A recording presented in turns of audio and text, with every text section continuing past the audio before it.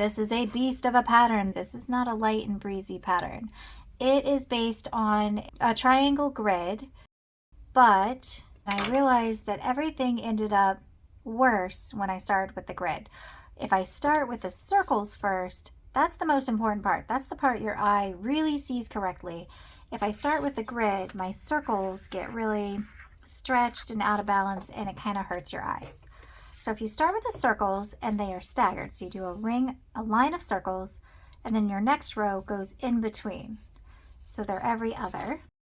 Start with your circles in a row, and they technically don't have to be uniform, but the key is you want your next one to be right between the two, making a triangle.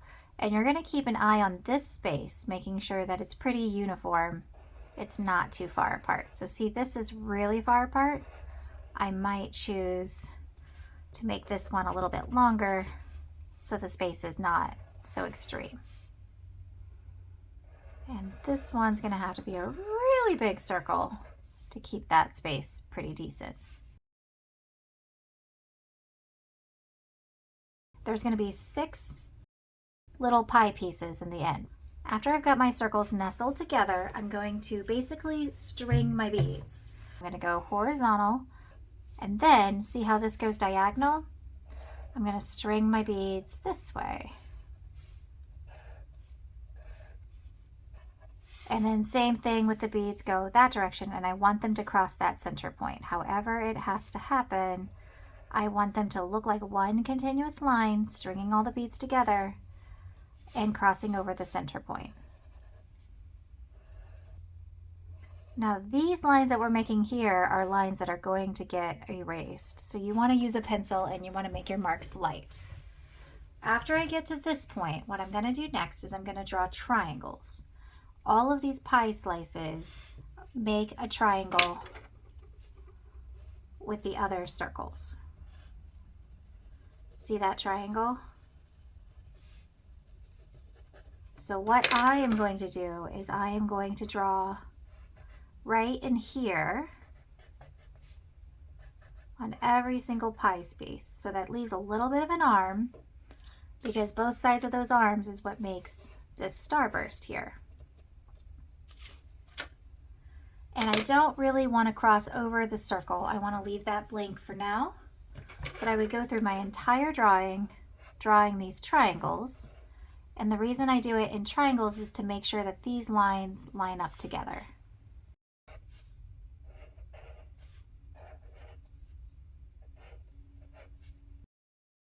This would be an example of why this is important, is this line doesn't line up very well. I didn't draw that one as a triangle thinking of each other. So I'm going to redo it. There we go.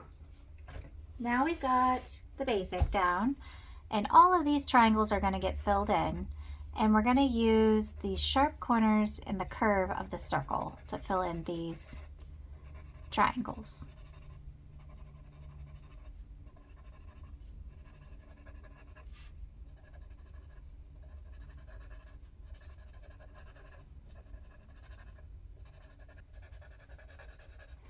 After that, we want every other arm to go over and to go under. So we can start at our most highest visual interest, and we can start the pattern over and under. To make it go over, it's going to exit that circle. We're going to delete the line from the circle to connect the 2 bars. So since this one went over, this one goes under. So we close that line. This one's going to go over. So we're deleting this. This one's going to go under, just like it's already there. This one will go over. So we're going to connect the 2 lines. And that one goes under. But we're going to do that through the entire page, just the overs and unders. You start with your most important part, because if this one goes under here, then technically it should go over here. But going over here, and this is over, now my every other pattern is broken already right in this one spot.